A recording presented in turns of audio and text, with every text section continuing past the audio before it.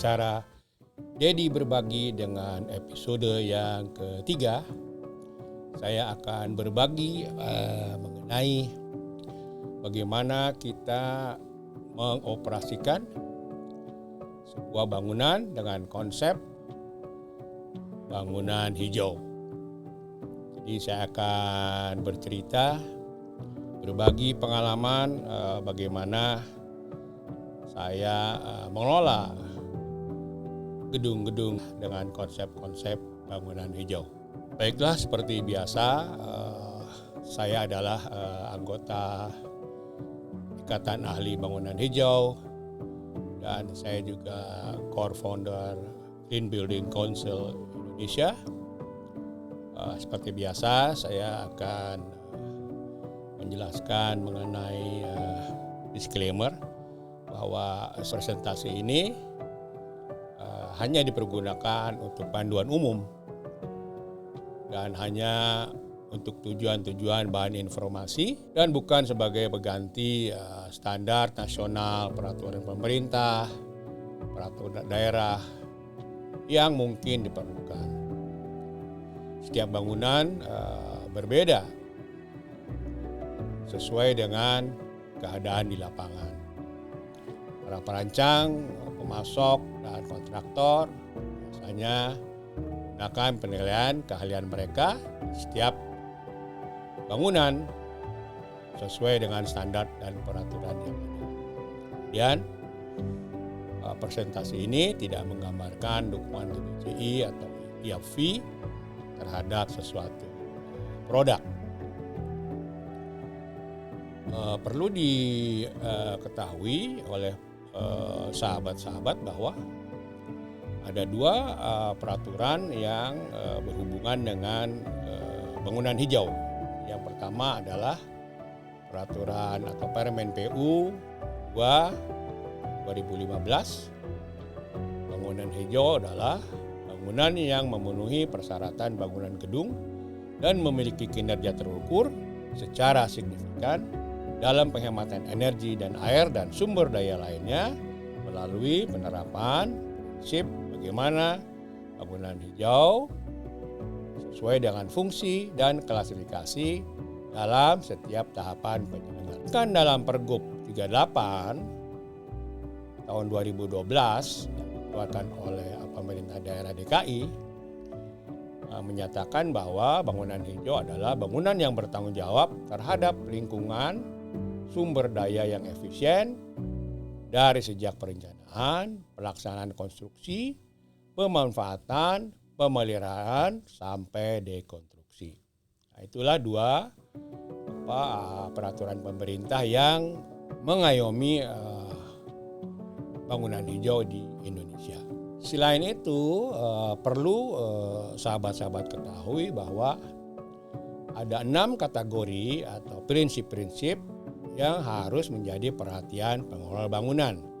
Di antaranya yaitu adalah pemanfaatan lahan bangunan, kemudian mengoperasikan bangunan sehemat mungkin, menggunakan air juga sehemat mungkin, menggunakan bahan-bahan yang ramah lingkungan dalam area kita, dalam bangunan kita, dan juga menjaga kesehatan dan kenyamanan dalam ruangan, dan mempunyai manajemen lingkungan. Itulah kira-kira ada 6 yang harus menjadi perhatian apabila kita ingin mengelola bangunan kita sesuai dengan konsep-konsep bangunan.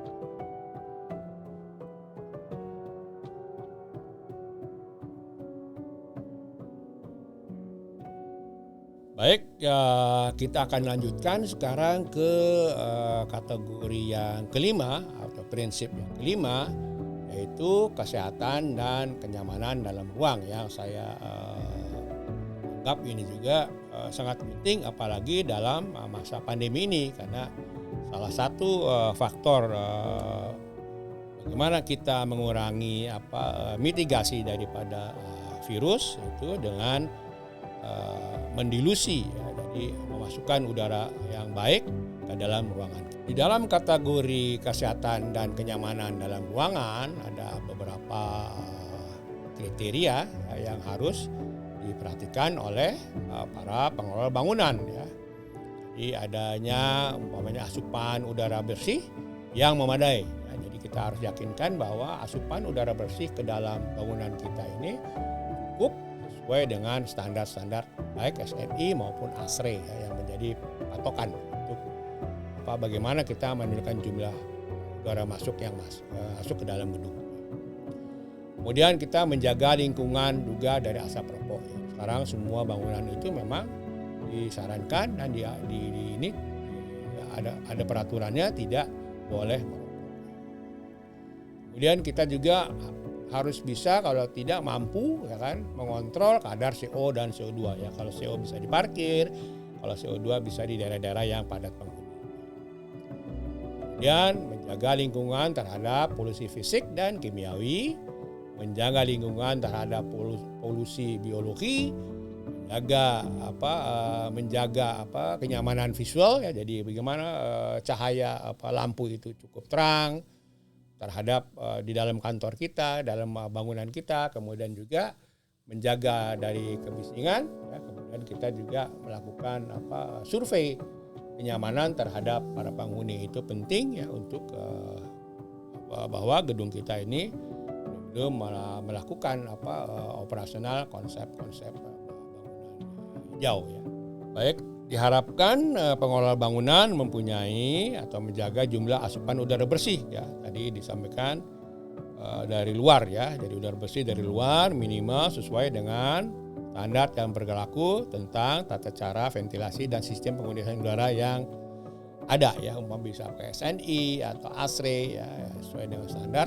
Umumnya minimum adalah 5,5 sampai 8,5 liter per detik ya, per orang. Jadi kita harus tahu jumlah orangnya, kita harus tahu luas bangunannya, kita harus peruntukan bangunannya dan kita hitung.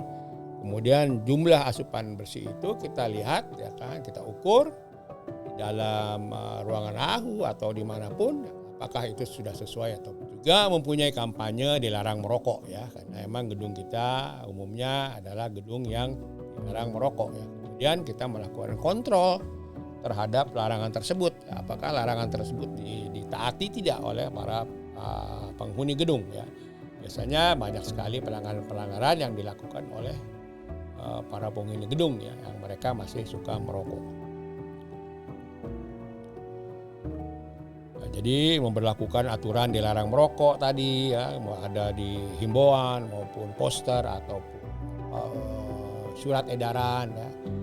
Kemudian juga kita melakukan prosedur pemantauan apabila ada pelanggaran-pelanggaran yang dilakukan oleh orang-orang penghuni gedung yang memang masih ada yang merokok. Kemudian juga apabila mungkin melengkapi ruangan-ruangan yang padat penghuni dengan CO2 ya.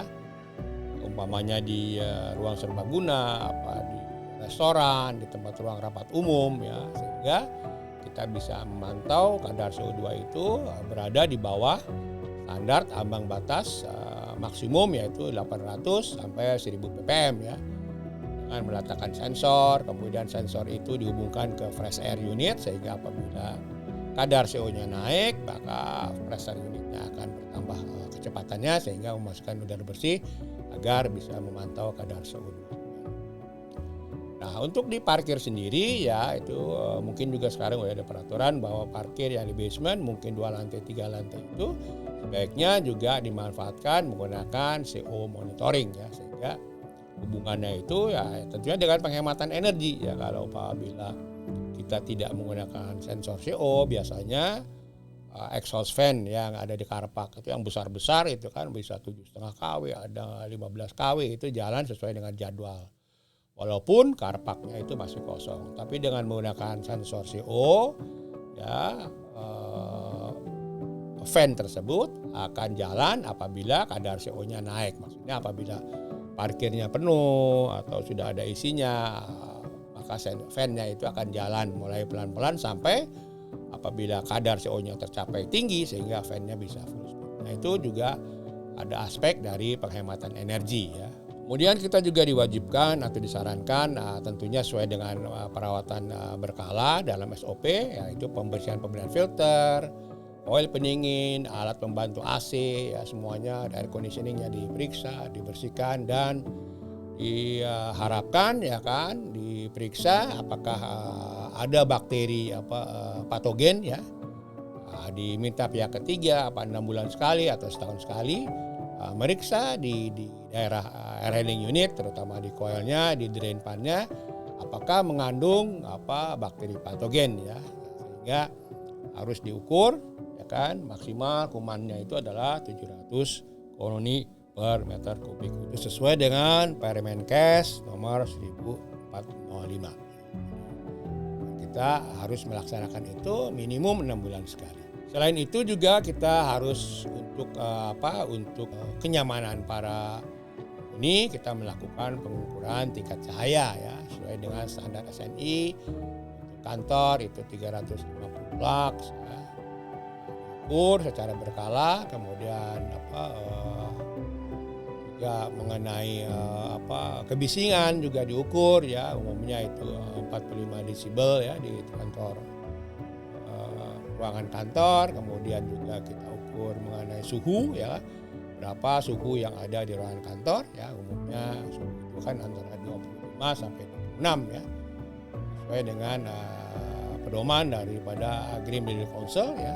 Suhu itu diatur antara 25 sampai 26 dengan kadar humidity kira-kira 50 sampai 60% ya. Itulah yang bisa disampaikan mengenai prinsip pengelolaan bangunan dalam kategori kesehatan dan kenyamanan dalam ruang. Itu semua yang saya sampaikan adalah yang berhubungan dengan kesehatan dan kenyamanan dalam ruang untuk konsep pengelolaan bangunan dengan green building. Demikian tayangan saat ini, dan mudah-mudahan kita bertemu di tayangan selanjutnya, dan mudah-mudahan ini bermanfaat bagi para pengelola bangunan. Terima kasih. Wabillahi taufiq wal hidayah. Assalamualaikum warahmatullahi wabarakatuh. Demikianlah tadi beberapa informasi yang mudah-mudahan bermanfaat bagi teman-teman yang memang mau mensertifikasi bangunannya. Ya, kira-kira itulah kategori-kategori dan kriteria-kriteria yang perlu diketahui oleh para pengelola bangunan agar apabila disertifikasi kita sudah siap melengkapi dokumen-dokumen. Sekali lagi, saya tidak bermaksud menggurui atau mengajari. Ini adalah sebagai sharing, berbagi dari saya selama mengelola bangunan. Sekali lagi, terima kasih. Wabillahi taufiq wal hidayah. Assalamualaikum warahmatullahi wabarakatuh. Sampai jumpa di tayangan-tayangan selanjutnya. Salam sehat.